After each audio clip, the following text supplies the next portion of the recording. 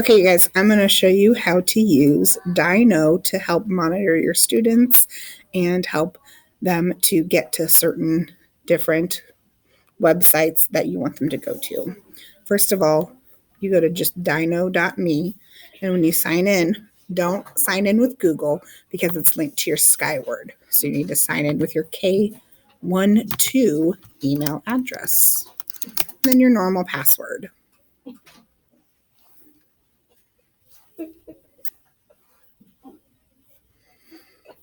Once you have all of your Skyward classes will show. It should not matter unless you're related arts. But for classroom teachers, your classes should all be the same. So just pick one that you want. I just normally use the first one. And I'm going to click Start Monitoring.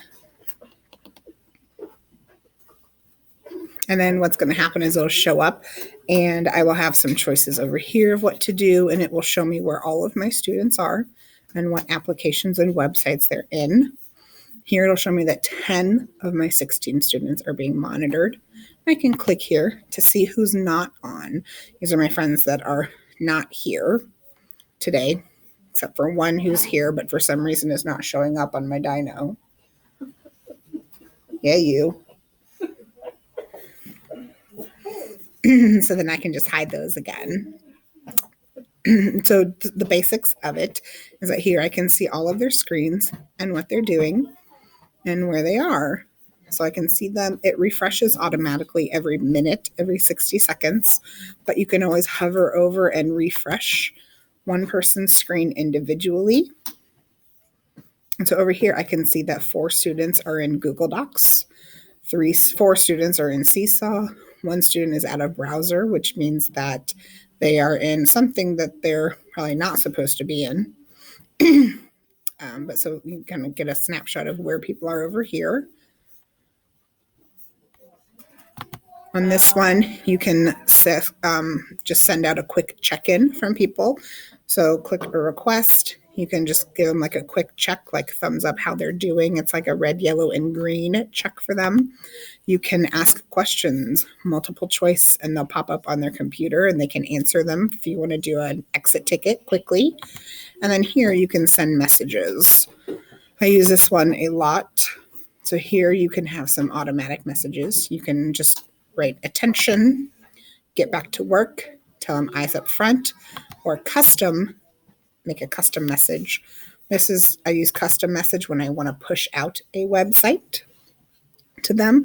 You just paste the URL in here and turn off device lock. And here there's a little note for you.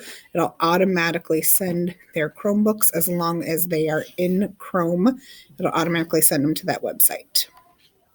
If I wanted to get a student's attention or tell them to go back to work, I simply click go back to work and I can click as many students as I want to do that to. I'm going to do this student and I want his attention. So I'm going to click yes. I can either turn it on and off myself, or I can set a timer of 10 seconds, 30 seconds, 1 minute, 5 minutes, or 10 minutes. Attention or get back to work is a quick one, so just a 10-second. Then I send, and I can see here on his screen, see right here, it says get back to work. It's locked. He can't get in it. I could unlock it for him, or it will automatically unlock him after 10 seconds. I can also do the same thing with all of my students if I wanted to quickly tell them something. Maybe I wanted to tell them that we have 2 minutes left to work. Even though they don't really have 2 minutes left, I want to let them know, hey, you've got 2 minutes left. I've got some friends that are in another classroom right now, so I want to go ahead and turn theirs off so that I'm not messing with whatever they are working on currently. And then I just click send. And they'll be frustrated and they'll get upset, but they know that I'm just practicing right now. And I see right here that all of their screens are showing it. I've given them enough time, so I'm going to remove the device lock and then they can get back to work. When I am done, I can also do blocking. That'll be a whole nother video. But here I'm going to end my monitoring. And then the nice thing about this is that I can go back through and I can look at what everybody has spent their time on, whether or not I was looking at their screen. So it's loading here. So I'm in this class right here and see it says all students for this time. While I had this monitoring for all today, I've had all of my kids have spent almost 20 hours on Seesaw. But if I wanted to say, hey, what was this student doing today? I can click on it. Like, oh, they haven't been here. This is a great way to check for our virtual students if they have actually been on anything today. So he has not, and he's not here. So I know he is not virtually working today.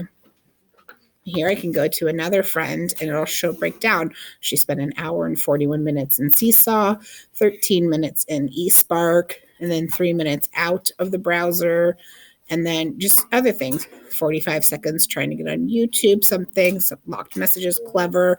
So it breaks down everything and you can go back through the whole school year and print out reports from that. I hope this is a helpful, quick tutorial. I will send tutorials on blocking later, but you can also Google and look up videos from other people on how to block websites. You put that on YouTube?